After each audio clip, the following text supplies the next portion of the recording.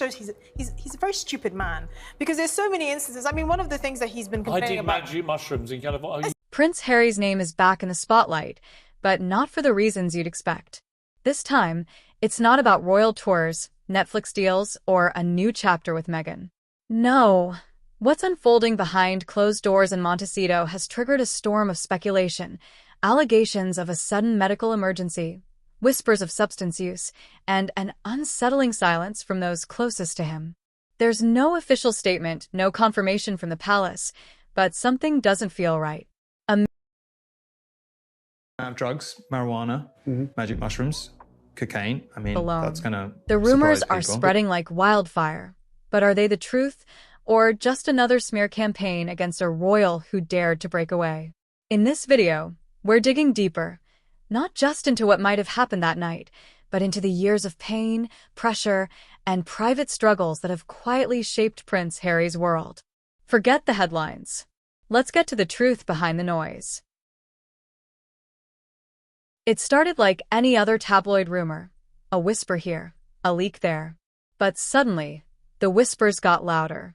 Reports began circulating online that Prince Harry was found unresponsive in his California mansion. No official photos, no hospital confirmation. But still, the internet ran with it. People wanted to believe something had gone terribly wrong. Why?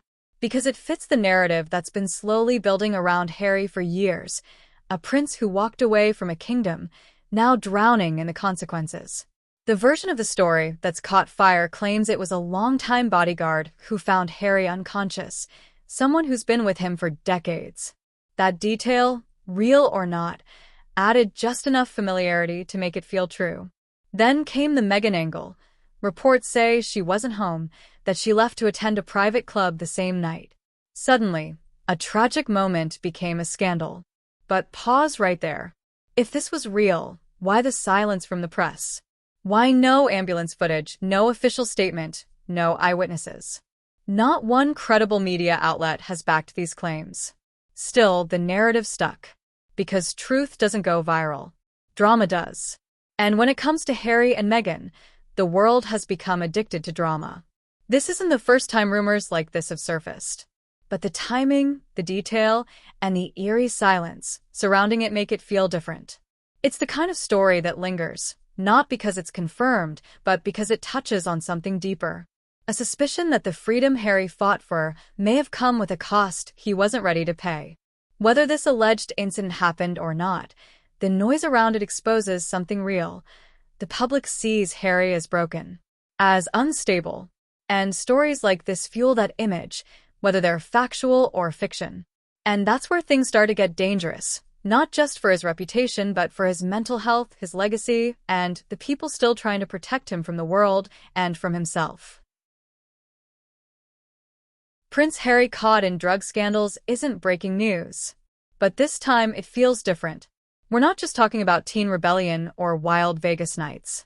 Reports now claim serious substance use, from cocaine to magic mushrooms, even snorting vodka, and an emergency hospitalization in California after reportedly falling unconscious. And where was Meghan?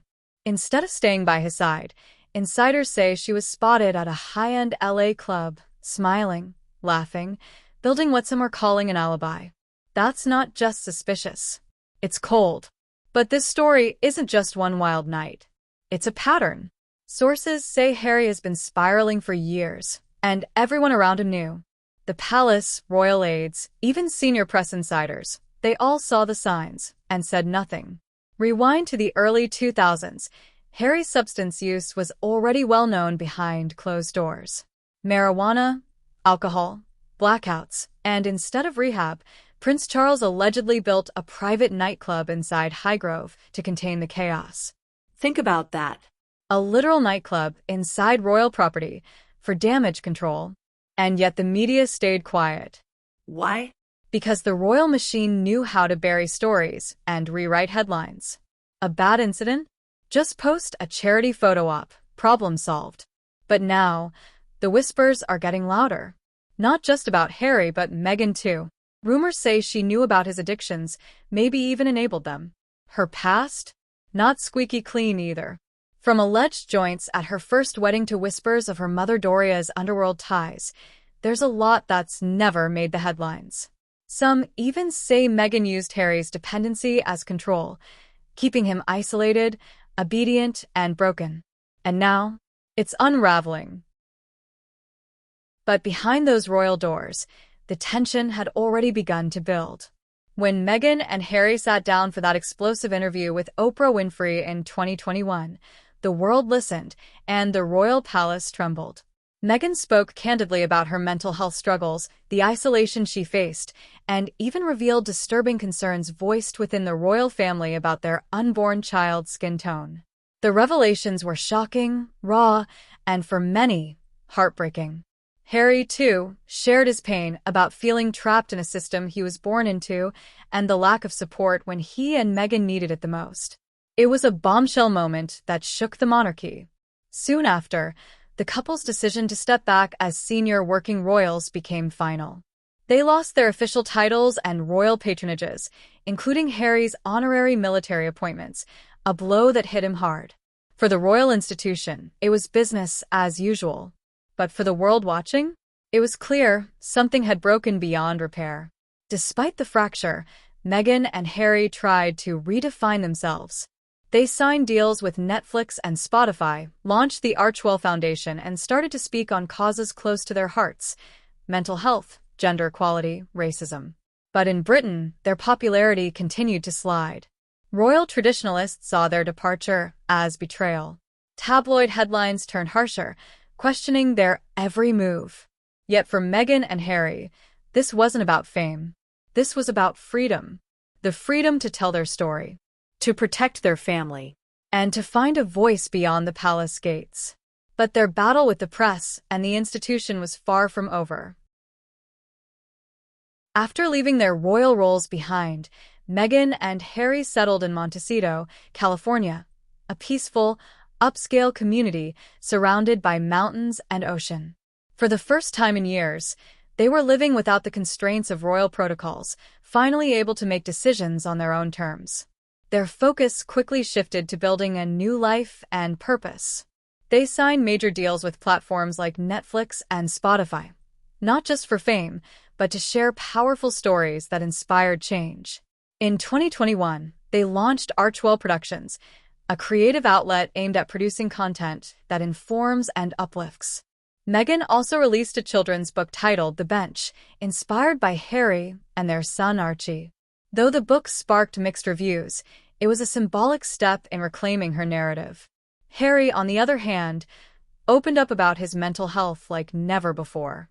In the Apple TV Plus docuseries The Me You Can't See, he spoke candidly about trauma, therapy, and the struggles he faced growing up in the royal family, shedding the image of the untouchable prince and revealing a deeply human side.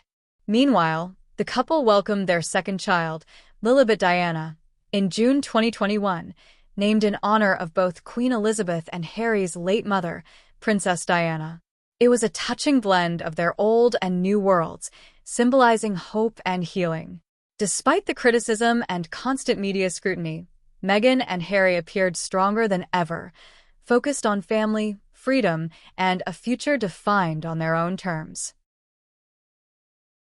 Behind the palace gates, another battle was raging, one that few outside the family ever saw.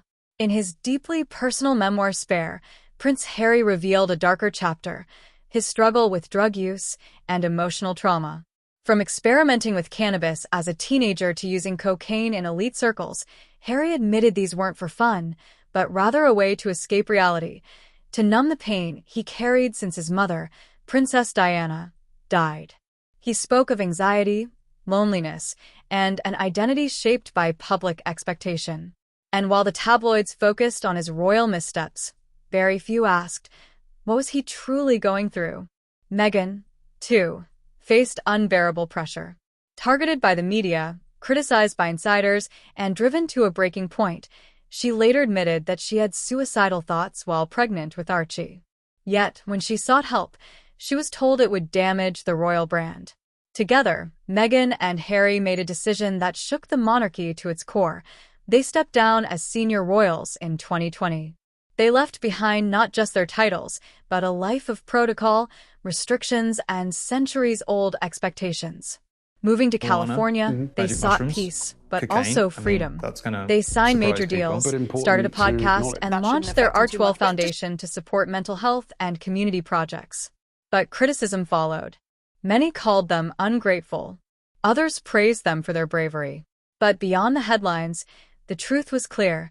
This was a couple reclaiming their lives. Harry had broken generational cycles. He chose therapy over silence, openness over image. Meghan, in turn, found her voice and used it, even if it meant walking away from royalty. This isn't just a story of scandal. It's a story of two people who dared to choose authenticity over tradition, healing over hiding, and love over legacy.